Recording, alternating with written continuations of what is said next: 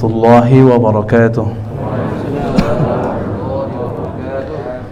Innal hamdalillah nahmaduhu wa nasta'inuhu wa nastaghfiruh wa na'udzu billahi min shururi anfusina wa min sayyiati a'malina may yahdihillahu fala mudilla lahu wa may yudlilhu fala hadiya lahu. Ma ba'd.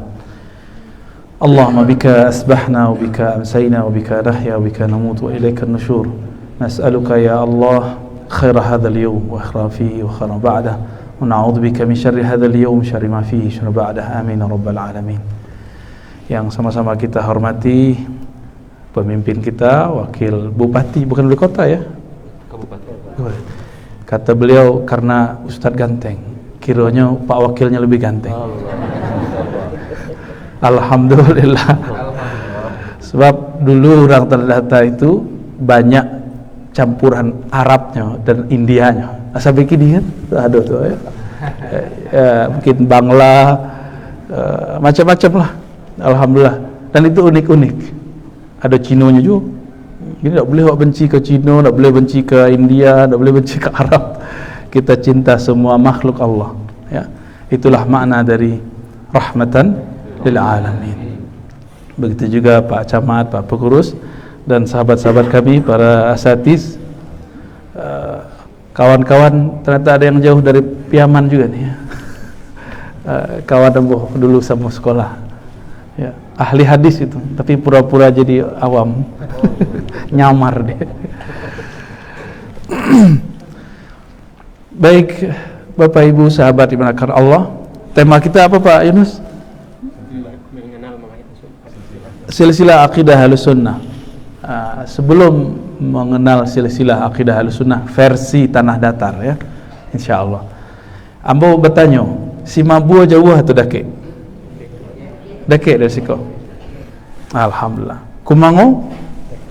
Dake siko jauh. Dake Pak Wakil. Alhamdulillah. Jadi nanti jelas ambo cerita yang mah. Nanti ada namanya Syekh Maksum, tapi sejarahnya perlu ditelusuri ulang ya. Syekh Maksum itu seorang ahli qalbu, dan mereka semua ahli qalbu, belajar di Mekah, Madinah. Nanti yang akan berceritakan. Yang paling tua itu Syekh Ismail Al-Khalidi As-Simaburi, begitu di kitab. Simaburi berarti orang Matu, Simabur. Maka ambo datang ke sekolah agak merinding. Wah, udah arah-arah Simabur kemana? Ya. Kami punya sanad zikir, ya. Ambo sebutkan sanad ambo. Sanadnya lah turun ke Payakumbuh, kasih 7. Tapi nak tahu di Simabur talhado dan memakai itu tidak. Ya. Kalau nak ada kita balikin soalnya. Ya, kita pindahkan kembali. Kami mengambil ilmu zikir dari Syekh Nuruddin. Syekh Nuruddin itu meninggal, kami masih muda, kemudian dilanjutkan oleh muridnya Maulana Kasri, masih hidup. Gurunya Syekh Nuruddin mengambil dari Maulana Ayas Sultani. Beliau murid dari Syekh Abdul Wahid As-Salihi, pendiri Perti. Beliau ngambil dari Maulana Zahid. Maulana Zahid itu masih di belakang, ada masjid Usang di belakang terminal Payakumbuh Kota Nampe. Ada namanya Masjid Usang. Tapi orang lama menulisnya Angku Soy. Nama aslinya Tuanku Syekh Zahid. Nah, jadi berubah dengan lahjah orang lokal. Beliau ngambil dari Syekh Ilyasin, itu di daerah Sungai Dareh. Setuju ya? Syekh Ilyasin mengambil ilmu zikir tuh dari Syekh Muhammad Jamil yang disebut sangat alim dan sering bersurat-suratan dengan Syekh Sulaiman Zuhdi di Mekah. Orang yang kemudian menikah aja orang Barula. Barula masuk tanah datar Pak Wakil. Tapi dekat ke Payakumbuh ya. Itu di Barula ada namanya Masjid Taqwa. Kalau kita arah ke Piladang, ambulah lupa kira-kira sebelah Suuk. Kalau dari Siko kita belok arah ke Situjuh. Nanti ada Masjid Taqwa, tapi sudah jadi masjid biasa. Dulu itu tempat belajar zikir, belajar kitab. Beliau ngambil dari mintuonya, namanya Syekh Muhammad Tahir Al-Khalidi, dan lama di Mekah boleh disebut Al-Makki. Syekh Muhammad Tahir. Syekh Muhammad Tahir itu dulu mengaji pertama ke orang Simabua. Syekh Ismail Al-Khalidi As-Simaburi. Siapa yang bernama Syekh Ismail ko? Apakah hanya besar di Tanah Datar? Enggak. Hanya besarnya di Mekah. Jadi ilmunya orang Tanah Datar dulu mambiak di Mekah langsung. Di mana berguru? Di depan Masjidil Haram ada namanya Jabal Abi Qubais. Kini diambil dari pemerintah, dijadikan seperti istana lah ya. Istana. Dulu itu tempat suluk. Tempat suluk ngaji kitab. Semua tarekat ada di situ, tarekat zikir. Kini karena musuh-musuh Islam itu tahu kebangkitan rohani umat Islam ada di ahli zikir, maka mereka mencoba memisahkan ahli zikir dari umat. Maka dimunculkanlah kelompok yang atas nama agama memusuhi sufi, memusuhi ahli tarekat, yang mana mereka dulu mengislamkan negeri kita. Jadi dulu itu diambil di Mekah tuh, Syekh Ismail. Syekh Ismail berguru kepada Sayyid Abdullah Afandi Al-Makki. Beliau zuriat Rasulullah sallallahu alaihi wasallam. Di negara Arab banyak zuriat Rasulullah. Sebenarnya banyak. Akhirnya cuma bertahan di Pariaman dengan gelar Siti. Itu Siti itu artinya zuriat keturunan Rasulullah sallallahu alaihi wasallam. Tapi di Tanah Datar ada gelar itu Pak Wakil. Tak ada. Nasab, sedangkan nasab agamu kepada ayah. Maka orang-orang Piaman, orang agam lah ya, rantaunya orang agam kan itu. Itu gala dari ayah atau dari mama? Ada DP dua-duanya. Ya, itu kelebihannya. Syekh Sayyid Abdullah Afandi Al-Makki, guru dari Syekh Ismail itu ngambil dari Imam Khalid. Nah, Imam Khalid itu ahli akidah ahlu sunnah, berpolemik banyak dengan kelompok Syiah Mu'tazilah, kalau sekarang liberal lah ya. Jadi sufi berlawanan dengan Syiah, tapi musuh Islam tahu.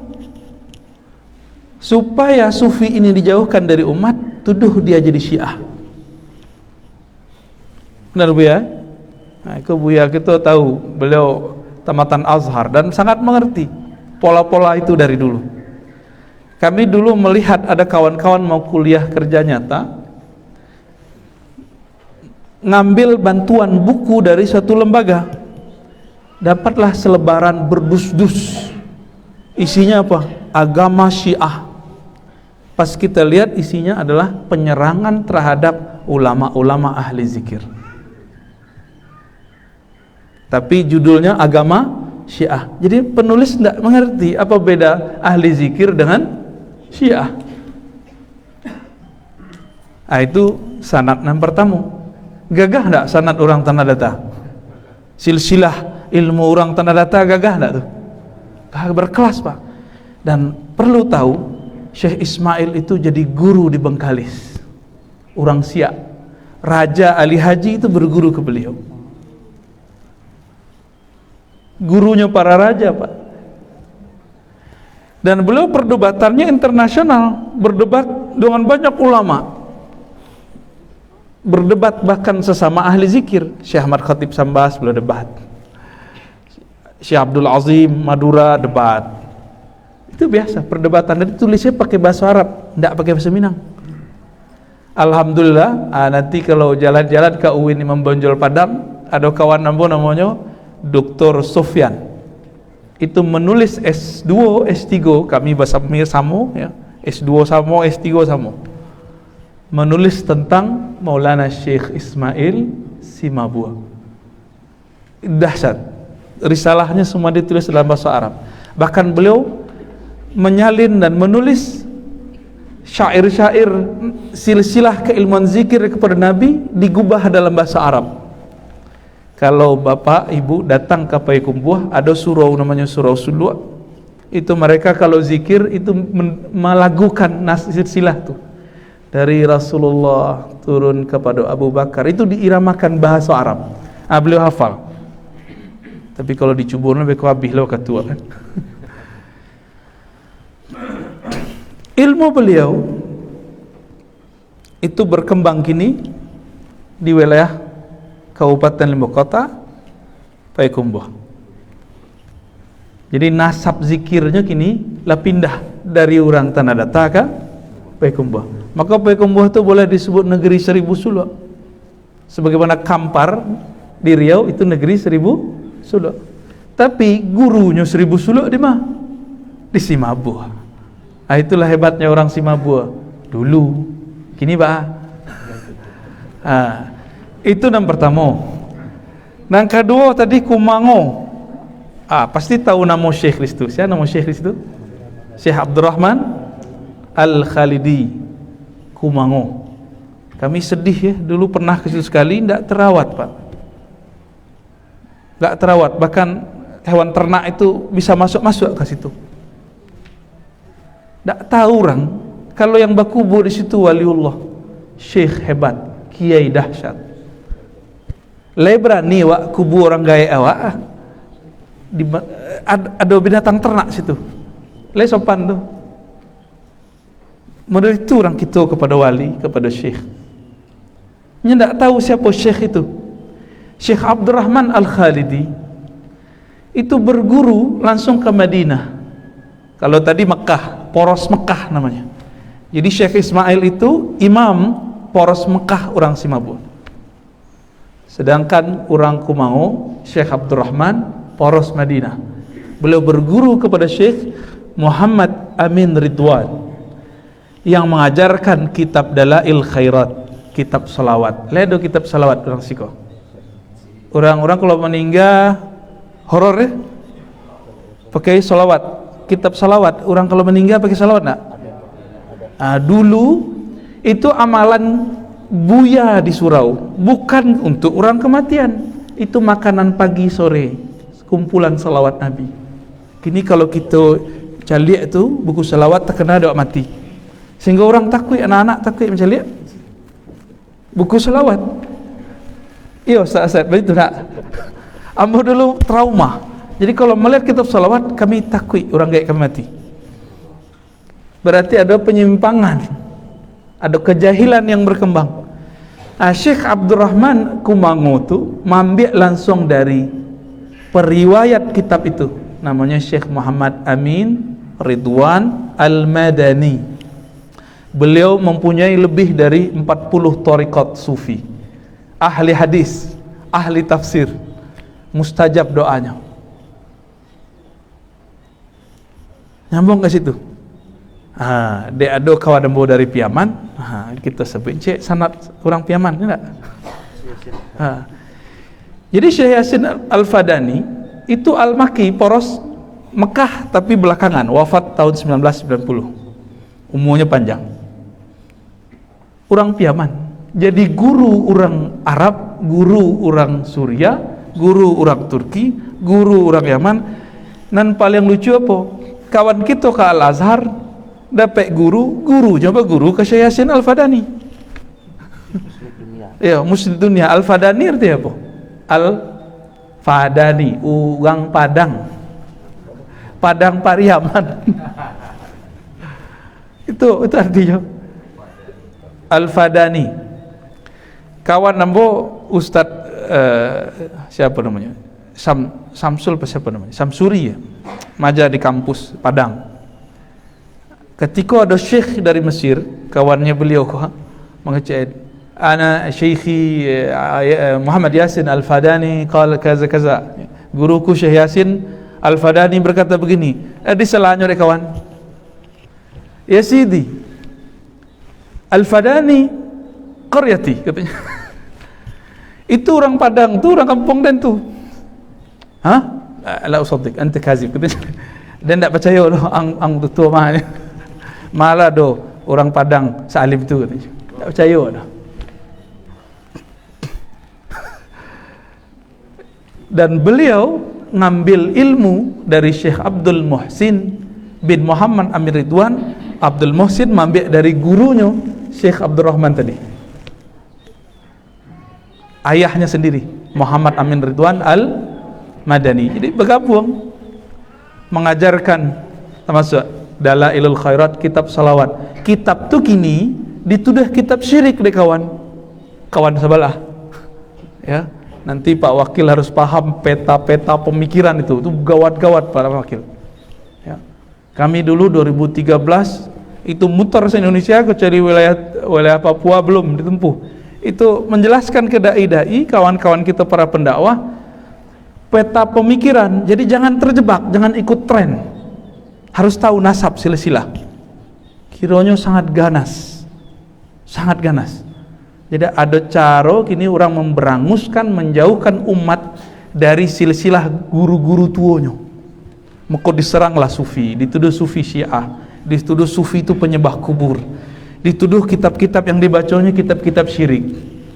Anak-anak muda, kawan-kawan liau je, kau lain surang, kau tersasek surang di ahli sunnah. Syekh Abdurrahman Al-Khalidi, orang mana tadi? Komango, punya murid paling hebat. Di mana? Kabupaten 50 kota. Tuh, pindah ke situ sedanya Pak. Apa ceritanya kok? Namanya Syekh Maulana Syekh Abdul Qadim, orang Balubuh. Tahu Pak? Ya. Taram nanti Syekh Ibrahim di awal, lebih awal itu zuriat Rasulullah. Jadi kita punya kakek-kakek zuriat Rasulullah dulu di Taram tuh, Syekh Ibrahim namanya. Kalau itu Syekh Abdul Qadim. Syekh Abdul Qadim. Syekh Abdul Qadim ko sudah mengaji kepada gurunya Syekh Muhammad Saleh. Syekh Muhammad Saleh itu orang Padang Kandih, termasuk Kabupaten 5 kota. Akhirnya beliau ngajilah kepada Syekh Abdurrahman, yang baru pulang dari Madinah, ambil kaji. Maka berangkatlah beliau ke Tanah Datar, sampai di Kumango Basuluk di situ, ambil kaji Tariqah Samaniyah dan Tariqah Jazuliyah, dan kemudian mambek Silek Kumango. Silek Kumango itu kiranya pecahan dari Tariqat Naqsyabandiyah plus sama Niyah, yang kini disyirik-syirikkan dek kawan tu. Bah kira-kira lain nama guru gadang gitu dianggap syirik dek orang tu. Lain nama Pak. Jadi kalau sampai kalamko ke orang Kumango, tolong rawat balik tempat itu. Kalau bisa kita hidupkan balik di situ. Itu tempat bersejarah. Tempat bersejarah itu poros ulama Madinah. Itu bisa jadi disertasi itu Pak. Ya. Kalau bisa di Padang kan ada UIN, ada UNAN, yang ada sejarahnya Pak, UNAN Pak, UNP. Nah, itu bisa kajian sejarah. Sejarah keilmuan ulama Tanah Datar. Bisa masuk, dan itu puas kita. Kitab-kitabnya banyak, risalahnya banyak. Tapi masih tulisan tangan. Ya, ada yang di Belando, ada yang di Perpus Nasional, dan kini banyak dikumpulkan oleh adinda kami, Apriya Putra, Tuanku Muda Khalis, ahli sejarah Minangkabau sadanya Pak. Nanti kalau Pak Wakil mau menelusuri sejarah Tanah Datar, ulamanya di kepalanya sadanya. Kitab-kitabnya apa, ini silsilahnya apa. Ini punya blog namanya Surau Tua Blogspot, nanti cari. Dan itu orang internasional datang ke beliau sekedar bertanya. Ada orang cari manuskrip ya. Ilmu-ilmu orang Tanah Datar kini ditampung dari orang 50 kota. Kami berharap nanti ada saatnya pulang balik ya, amin ya rabbal alamin. Maka cocoklah undang orang ahli-ahli sejarah tu, biarkannya bercerita bah hebatnya. Di situ kan ada kampus IAIN ya, baru jadi IAIN kan, alhamdulillah. Nanti doktor-doktor di situ kan bisa cerita kalau nya ahli sejarah, insyaallah ya. Apa yang mereka ajarkan? Ini bagian akhir yang mau sampaikan. Salah satu yang mereka ajarkan dari akidah Ahlussunnah yang ambo harapkan itu jadi tren nanti, sifat 20. Mengaji sifat 20. Allah wujud, kidam, baqa. Kalau ingin membangkitkan kembali bantang tarandam kebangkitan spiritual, intelektual, akidah Ahlussunnah mulai dari akidah yang sahih. Carilah guru yang pakar sifat 20 yang bersanad, bersilsilah, bernasab, yang bersambung nanti kepada imam-imam kau tadi. Jadi gelarnya sudah imam seharusnya. Imam Ismail udah boleh. Ya. So, karya-karyanya luar biasa. Yang kini hati-hati, sifat 20 itu dianggap oleh kawan sebelah itu apa? Bid'ah, ajaran sesat. Itu cara meruntuhkan, itu biasa. Kira-kira dulu kita melakukan enggak?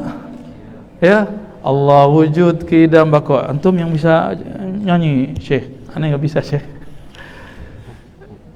Beliau dengar langsung. Ini orang Lintau. Lintau masih tanah data. Ya, kirain tanah penaki-daki. Kelok-kelok. Menyaksikan ayah beliau, Syekh Bashir, murid dari Buya Zakaria Labaisati Malalu, itu mendendangkan itu setiap pagi, ya tak? Pagi, sore, Allah wujud, kidam bako. Nah, itu hasilnya. Alhamdulillah.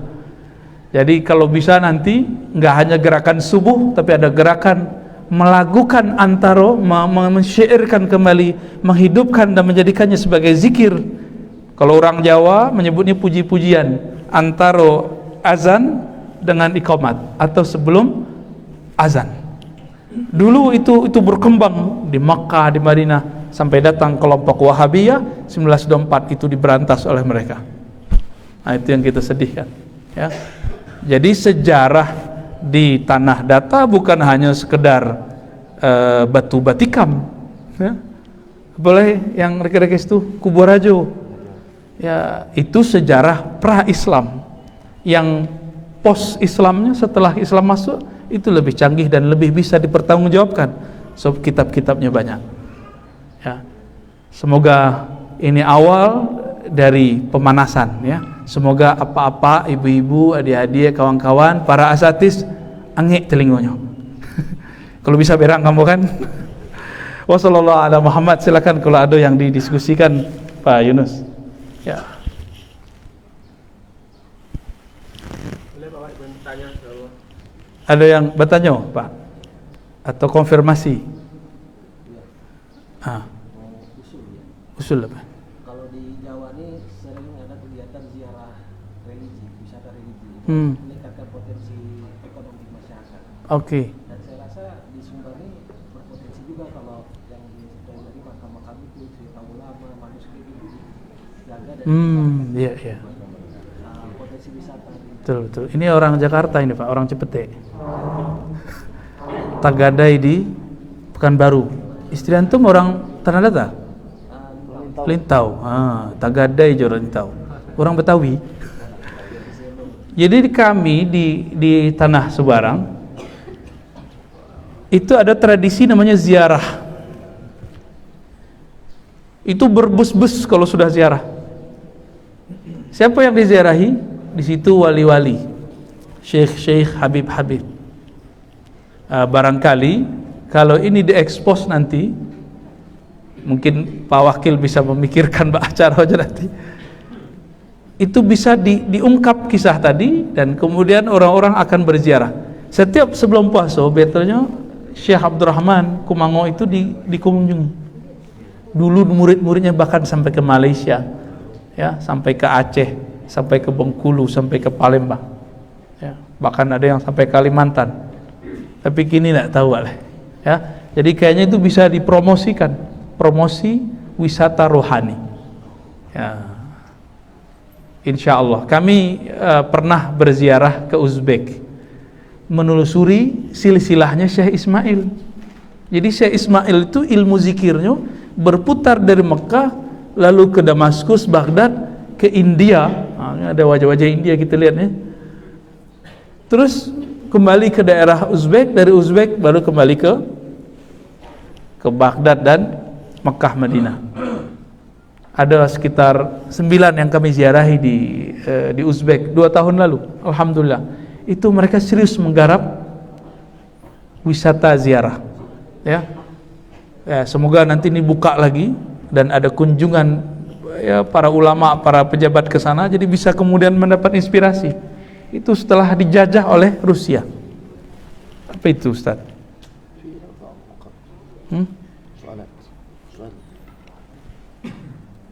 Apa hukumnya tidak bermazhab? Wah, pertanyaannya jauh ini. Baik, kita ada pertanyaan ini. Tadi usulan ya, Pak Wakil. Apa hukumnya tidak bermazhab? Kita tanya dulu, apa arti mazhab? Mazhab artinya ajaran Nabi yang disederhanakan dan dirapikan, disistematiskan oleh para imam. Muncullah puluhan mazhab, bahkan ratusan mazhab, karena imam-imam mazhab itu tidak semuanya punya murid yang ilmiah secara penulisan, maka bertahanlah cuma 4. Imam Abu Hanifah Hanafi, Imam Malik Maliki, Imam Syafi'i, Imam Ahmad ibn Hambal. Mereka punya murid, itu nulis kalam gurunya, kesimpulan-kesimpulan paham gurunya, memahami Quran dan Sunnah. Orang awam yang beragama baru hijrah mengira imam mazhab itu membuat agama baru di dalam agama Islam, ya kan? Padahal mazhab itu bukan, tapi kesimpulan imam atau imam merapikan hadis-hadis yang berserakan. Dulu hadis-hadis kan belum dibukukan di masa imam-imam itu, kecuali cuma beberapa. Imam yang nulis buku hadis, Imam Abu Hanifah, disumpulkan dari buku beliau, jadilah mazhab Abu Hanifah. Wafat 150 Hijriah. Kini empe baleh 42. Ya, Imam Malik nulis kitab Al-Muwatta. Imam Syafi'i kitab Al-Um. Disimpulkan oleh beliau, jadilah mazhab. Imam kita tadi baca apa? Kunut. Itu mazhabnya apa? Syafi'i. Orang awam berpikir, yang baru belajar agama besoknya akan adu-adu. Gak boleh ikut imam mazhab, ikut langsung Rasulullah. Gitu. Kini itu cara orang membrainwash kawan-kawan yang baru belajar keagamaan. Hasilnya, kawan-kawan yang sedang jos, sedang semangat ngaji, menentang imam mazhab atau bermazhab. Akhirnya muncullah kini gesekan. Mungkin di Tanah Data belum kelihatan, Pak. Kalau di Kabupaten 50 Kota, di Payakumbuh, itu gesekannya dahsyat. Itu dari zaman udah mulai. Wah, antum buka rahasia nih, Ustaz. Kalau sudah mulai, harap para umara kita, para ulama kita mulai bekerja sama. Jangan sampai kita kecolongan. Ya. Sejarah Padri itu kan Tanah Data, Agam 50 Kota. Tapi Padri itu ada macam-macam. Ada Padri yang moderat, ada Padri yang ekstrim. Hati-hati, Pak. Padri yang ekstrim, orang adu ayam, itu sampai adu ayam itu dibakar. Itu dakwahnya ekstrim. Kalau Padri awal yang ada di Cangkiang dulu, Syekh Jalaluddin, itu beliau pelan-pelan. Muridnya pulang, 3 haji pulang dari Mekah, melihat pergerakan Wahabi, terinspirasi. Guru kita tuang kunan tuo kok lambiak, apa istilahnya? Lelet. Lapayah dakwah begitu. Enggak, kapan umat berubah? Akhirnya mereka enggak sabar, main bakar-bakar. Dan itu tertulis dalam sejarah. Jadi jangan dikira sejarah Padri itu aman. Sejarah Padri itu 2 jenis, Pak. Kita bisa buktikan di manuskripnya, di sejarah-sejarah lampaunya. Ya. Ada yang nggak berkaitan dengan bakar-membakar itu, justru dibakar. Imam Banjol, tuanku Imam Banjol Pasaman. Jadi Pasaman, beliau Syekh Mudo. Ya. Nah, nanti kita cerita jaringan-jaringan yang lain itu. Itu jaringan tuh banyak di kepala eko keluar lo sadonya abih lo katua. Tapi kalau bercerita tentang jaringan itu yang lebih mengerti, Adinda Tuanku Mudo Khalis Apriya Putra yang berceritakan. Silakan undang beliau, ya. Cerita tentang Syekh Abdurrahman Kumango, Syekh Ismail. Nanti dia datangkan, Pak, manuskrip karya ulama itu. Jadi tokoh-tokoh Bapak Ibu itu dulu, dua imam tadi, itu punya karya. Le sampai ke orang Simabua, le sampai ke orang Kubango, le sampai ke wilayah kita siko. Apa nama tempat kita Pak Wakil? Malana. Kan dah sampai dong. Nah itu disimpan kini le, Adinda Apriya Putra. Manuskripnya, tulisan tangan. Kalau bisa diundang resmi, ya. Beliau ngajar di IAIN Bukit Tinggi. Ya. Taib, Ustaz apa hukumnya? Apa ini? Cinta. Imam baca tulisannya tulisan heliografi ini. Imam baca apa tuh? Oke. Imam baca kunut terus? Oh, makmum tidak. Apa hukumnya? Ini pertanyaan fikih, ini seharusnya antum yang jawab nih, Tat. Imam kunut, makmum tidak. Niatnya apa? Keluar dari jamaah atau sekedar tidak angkat tangan? Itu beda, Pak. Kalau si makmum berniat keluar dari kepemimpinan imam, maka sholatnya dihitung sendiri, tidak dapat pahala jamaah. Mufaraqah namanya, sebab hadisnya sahih, innama ju'ilal imamu liyutamma bih. Imam itu dijadikan imam supaya diikuti, maka wajib mengikuti imam. Imam sujud tilawah, ikut nggak? Padahal hadis sujud tilawah itu ya ada yang sahih, ada yang tidak sahih.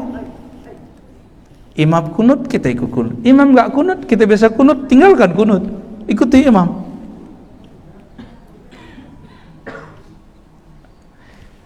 Setiap kali ada jamaah berniat mukhalafah, mufaraqah, keluar dari imam, nanti terasa enggak nyaman di masjid. Coba rasain nanti. Ya, nah ini harus kita jaga. Belajar fikih nanti. Kami menghidupkan di Sebarang, di Jakarta sekitar, Tangerang Selatan, ya, Depok. Itu kajian dengan kitab. Kebetulan kampung kita udah kayak dengan kampus, pasti banyak dokter-dokter yang jago baca kitab. Tapi masalahnya kadang ada dokter yang pintar baca kitab tapi tidak bisa berceramah. Banyak yang begitu. Nah itu problemnya. Mulai baca kitab ngantuk orang sedonya. Bismillahirrahmanirrahim. Lalu orang sedonya. Itu banyak tuh. Buktinya banyak. Kami punya dosen di Jakarta, profesor khutbah. Baru innal hamdalillah. Itu udah benar tuh. Apa itu khutbah? Kapan selesainya? Aqimis shalah. Innallaha ya'murukum bil adli wal ihsan. Itu baru jago tuh. Ya, bapak tuh yang ngacok lalok. Ya. Lain kalau ahli zikir, kalau meram apa matanya dipejam, kalbunya terbuka. Ya, itu ahli zikir. Baik, itu tentang mazhab. Jadi niatnya apa? Kalau sekedar tidak angkat tangan silakan. Tapi tidak boleh berniat keluar dari imam. Kelas?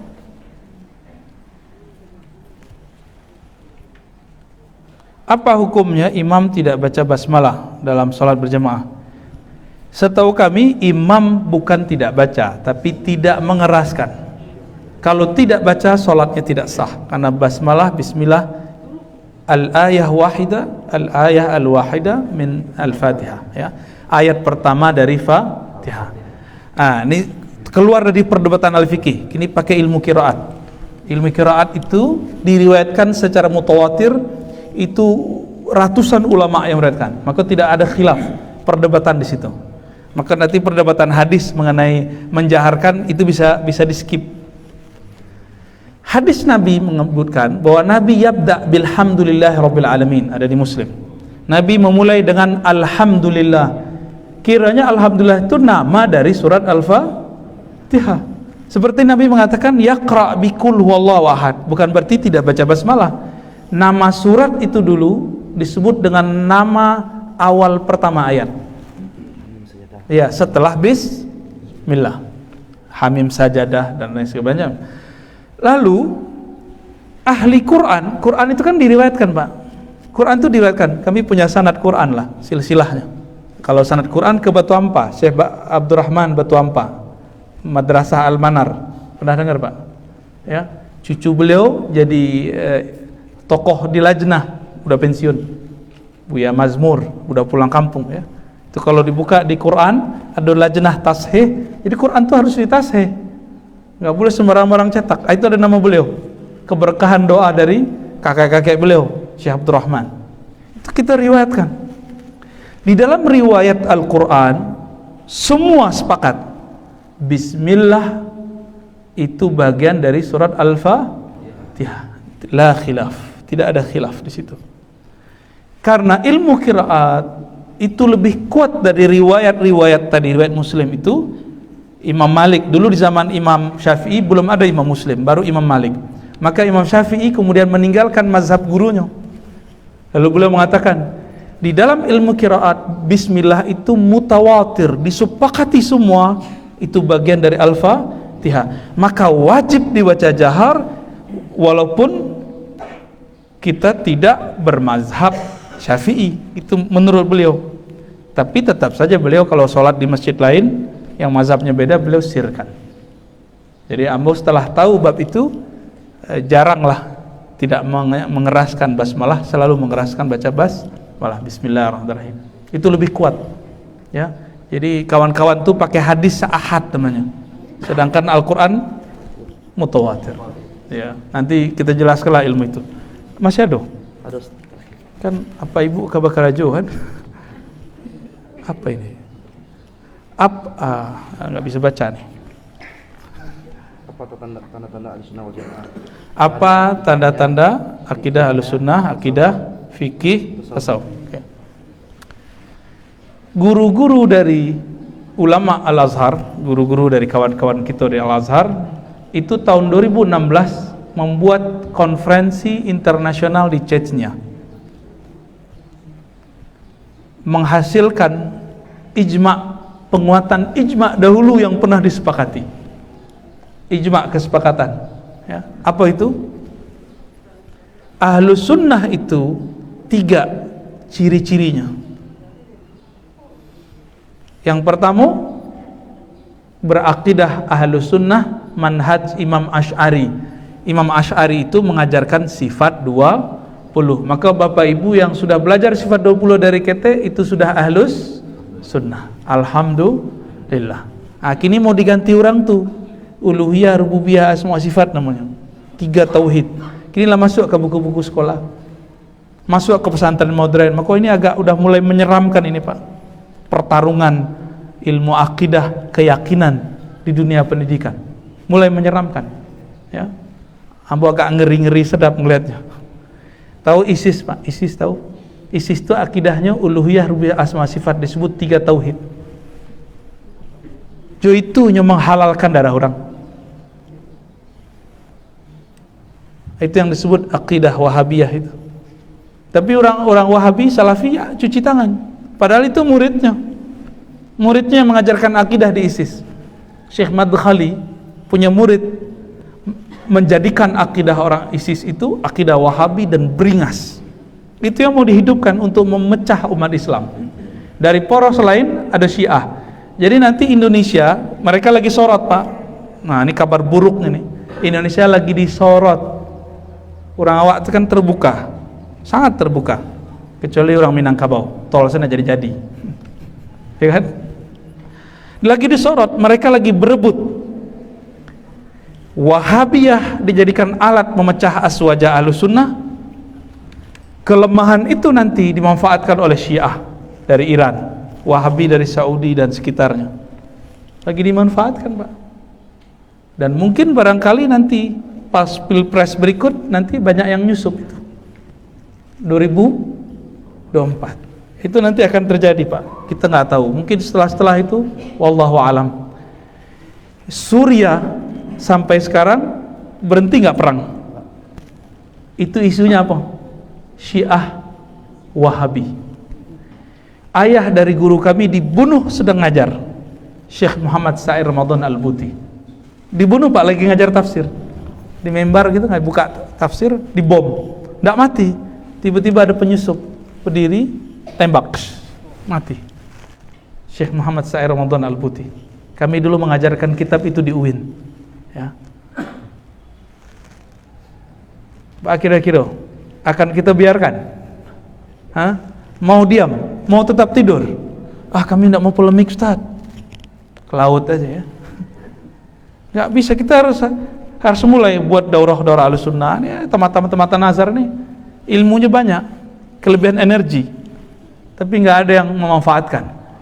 Nanti buat TMUI di mana, di madrasah, buat daurah Ahlussunnah, daurah kajian sifat 20 gitu. Nanti kalau perlu kita datang ya, insya Allah. Daurah sejarah nanti kita duet dengan Adinda Apriya Putra ya, Tongku Mudo Khalis, insya Allah kita buat petanya Pak, biar ketahuan sejarah hebat kita, insya Allah. Orang kalau tahu sejarahnya dia akan bangkit. Kalau nggak tahu sejarahnya ya lalu pura-pura bongak ya, emang ya bongak ya. Yang kedua, ciri Ahlussunnah bermazhab yang 4 atau salah satunya. Kita di negeri kita, mazhab kita apa? Syafi'i. Mereka mengatakan, harus ikut salaf. Salaf itu artinya apa? Ulama terdahulu abad pertama, kedua, ketiga. Imam 4 itu semuanya dari abad kedua, ketiga. Abu Hanifah abad kedua, Imam Malik abad kedua, Imam Syafi'i abad kedua masuk ketiga, Imam Ahmad abad ketiga 241 Hijriah, Hanbali. Mereka lagi batalkan Pak semua itu. Yang ketiga ini yang paling berat. Seorang takut disebut gila.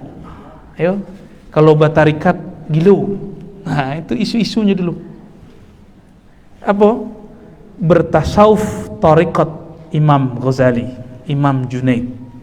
Dari Imam Junaid, Imam Ghazali itu muncullah nanti Naqsyabandiyah, Samaniyah, Syaziliyah, Syatariyah, banyak nama tarikat. Di Indonesia ada lembaga khusus yang kemudian memonitor itu, namanya Jatman. Tapi karena Jatman berafiliasinya dengan salah satu organisasi besar yang orang Minang mungkin tidak cocok sebagian, kan tidak laku Jatman di situ. Ya, tapi prakteknya banyak di negeri kita. Ya, disebut thariqah sahihah atau mu'tabarah. Jadi pencirian akidah Ahlussunnah yang moderat itu ia belajar sifat 20. Yang kedua, ia berfikih, minimal fikih Syafi'i. Yang ketiga, ia belajar zikir. Caranya bertarikat sufi yang bersanad kepada Rasulullah. Kalau enggak boleh lah dah. Karena banyak ada tarekat setan ada ya. Jadi kalau udah bertarekatnya tidak perlu sembahyang leh. Kenapa Wak sembahyang? Tonolah di badan Wak. Nah, itu bahaya tuh. Itu bukan sufi itu. Awak tonolah. Wak, kecilnya. Itu bukan sufi, Pak. Itu baru disebut kebatinan Syiah. Tapi itu bukan Syiah. Ya. Orang Syiah dulu gitu keyakinannya. Lebih kurang itu Bapak Ibu pemanasan harapan kami. Apa yang dulu pernah berjaya di negeri tanah datar dari keilmuan spiritual itu bangkit kembali ya. Wassallallahu ala nabiyina Muhammad, subhanakallahumma wa bihamdika asyhadu an la ilaha illa anta astaghfiruka wa atubu ilaik. Assalamualaikum warahmatullahi wabarakatuh.